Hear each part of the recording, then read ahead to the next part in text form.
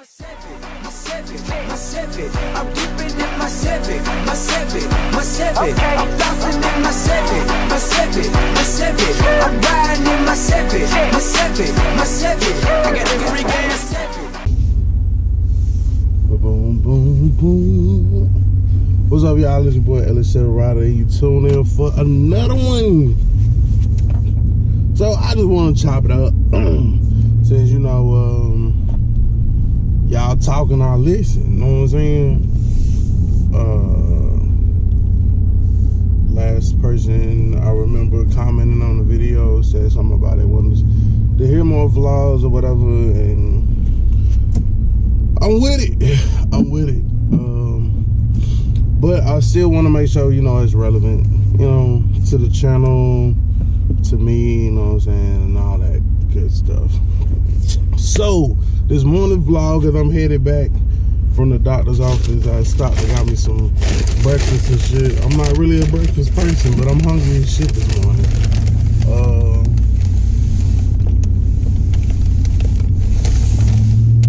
$3.50 or LS. As y'all know, I just posted a video earlier this morning that said reasons why I was not, or saying why I was gonna swap the Chevelle, or why I wasn't gonna swap the Chevelle, and go from there. As though a lot of people, I think they get into LS swaps. Okay, well let me take that back. The reason I decided to do an LS swap on the Caprice, the reason I decided to do it because I knew that my Caprice was gonna be like my daily driver, like hop in that thing and go. It is what it is. When I'm sliding through the city, people gonna see me, know me, whatever. Honestly, in all reality, and I gotta keep it 100 with you, I ain't really know about the big power difference. My number one reason was not wanting to pump on the gas line. And there are other applications where you can get that fuel injection and all of that.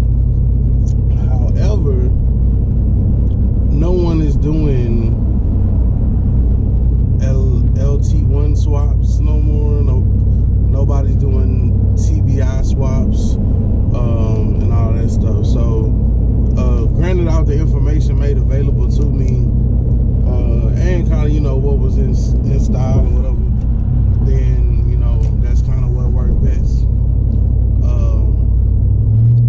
I never looked at it as from the power side until I jumped in these groups on Facebook and shit. Never. I was just like, oh, I'm an LS swap. Boom. These cars start. Turn the key, boom. I'm over here. Like, nah, bro. Like, I want to crank my car just like they crank their car. So that's how it all started for me. Like, the power and like the flow of the heads and the cam and the ease of working on them and the gaskets, all of that shit really came like, I guess, second nature. You know what I'm saying? And as time goes on and technology goes on, things get better. You know what I'm saying? Things are made to be easier to be worked on. And for that reason, I think there's a lot of why people kind of go towards the LS. You know what I'm saying? Then you're going to have your diehard people that's like, nah, it's 350, 454, big blocker, die. You know what I'm saying? And I mean, that's all cool. Me personally, do you. You know what I'm saying? Like, whatever you want to build that shit to your heart's content, bro. Like, if you want to build you a 350, build you a 350. If you want to build you a 454 big block, build you a 454 big block. But just do it because it's something that you want to do. Now,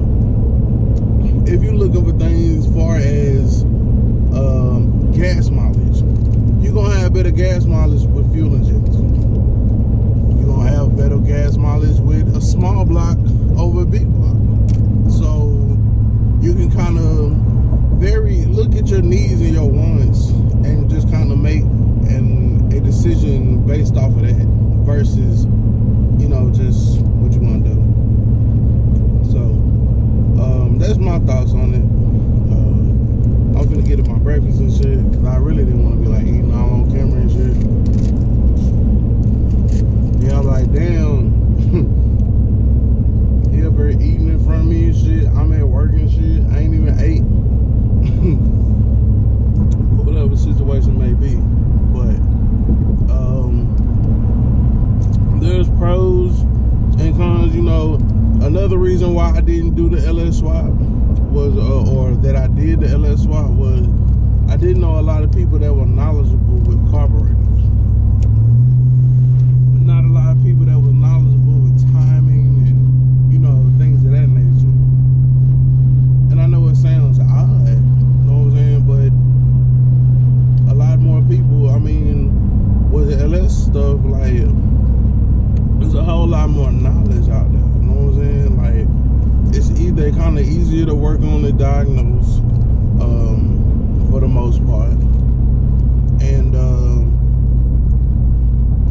you don't necessarily need somebody that's right there, you know, to work on it. And I have found a couple of people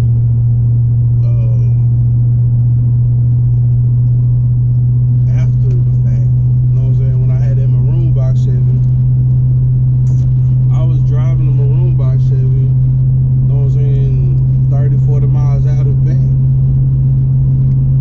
not even realizing that the car wasn't running to its full potential. What happened was 2 of the spark plug wires had been crossed, and I bought the car like that. So when I changed the spark plugs and wires, I put them back exactly how I felt. So I was only put it back. It was running. I didn't switch it up. So that was it. But when that guy heard it, then he was able to be like, oh, okay, that's what's going on.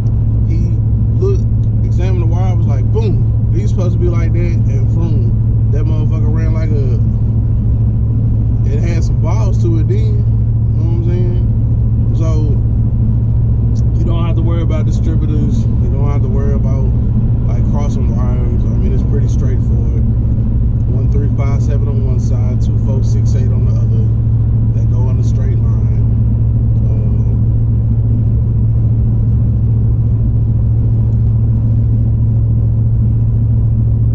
Yeah. So that's the reason why I did swap the Caprice. Now, why I'm not swapping the Chevelle, the 350 is gonna work for me, because that car, first of all, I'm always on the fence about selling it. I'm like, I'm gonna let it go. Then I look up the value on Haggerty's and they tell me it's like $9,000,